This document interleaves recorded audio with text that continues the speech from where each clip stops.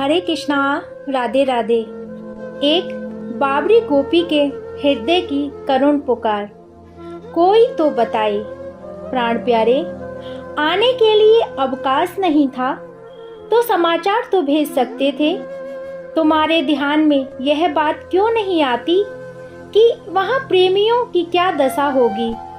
कोई कहीं आता जाता है तो कुशल समाचार लेता देता रहता है।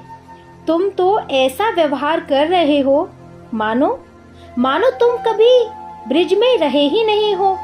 ब्रिज के लोगों से तुम्हारा कोई संबंध ही नहीं। भला यह भी कोई बात है? कैसे रहते हो? दिन कैसे कटते हैं? माखन मिश्री मिलती है कि नहीं? बांसुरी बजाते हो या बजाना छोड़ दिया? इन सब का समाचार तो देना था। सच कहती हूँ माधव, तुम्हारे ना आने का दुख तो है ही, किंतु उससे अधिक है तुम्हारा समाचार ना मिलने का।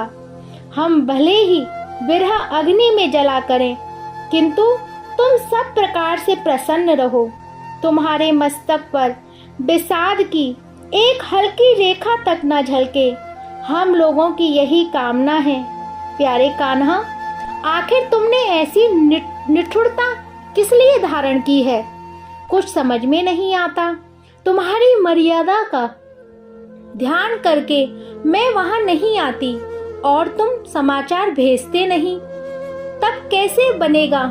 सोचा था यशोदा मैया के पास तो कुछ ना कुछ समाचार आता ही होगा, चलकर उनसे पूछ लूं। एक दिन गई थी, तुम्हारा नाम लेते ही फूट फूट कर रोने लगी वह। मैं उल्टे पैरों भागी। तुम ही बताओ, अब दोबारा उनके पास कैसे जाऊं? चलूं राह में बैठूं, उधर से कोई ना कोई आता ही होगा। हाँ, वह देखो ना, 2-4 उधर ही से तो आ रहे हैं। भैया, मथुरा से आ रहे हो ना? हमारा कन्हैया? नहीं, मथुरा नरेश महाराज श्री कृष्णचंद्र जी। ओहो, कैसे हैं? तुम तो चले ही जा रहे हो, कुछ बोलते नहीं।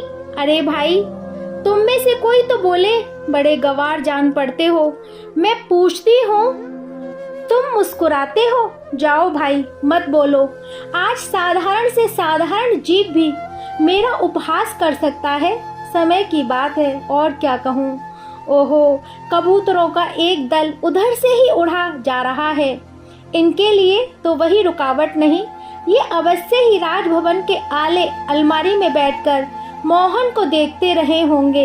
ये बेचारे होते भी बड़े सीधे हैं, पूछने से बता देंगे। प्यारे कबूतरों, बस तनिक ठहर जाओ, अधिक विलंब नहीं होगा। इतना बता दो कि मुरली मनोहर कैसे हैं? उनके मुख की कांति में मलिनता तो नहीं आई? स्वस्थ और प्रसन्न बदन है ना वो? तुम उसी तेजी से उड़े जा रहे हो। अरे भाई, तुम दयालु हो, सीधे साधे हो, कुछ तो दया करो। देखो, मैं तुम्हारे साथ साथ दौड़ रही हूँ। अच्छा, उड़ते ही उड़ते बता दो ना। हाय, मैं बहुत थक गई। तुम अभी तक कुछ नहीं बोले। जाओ, तुम्हारा दोष नहीं है।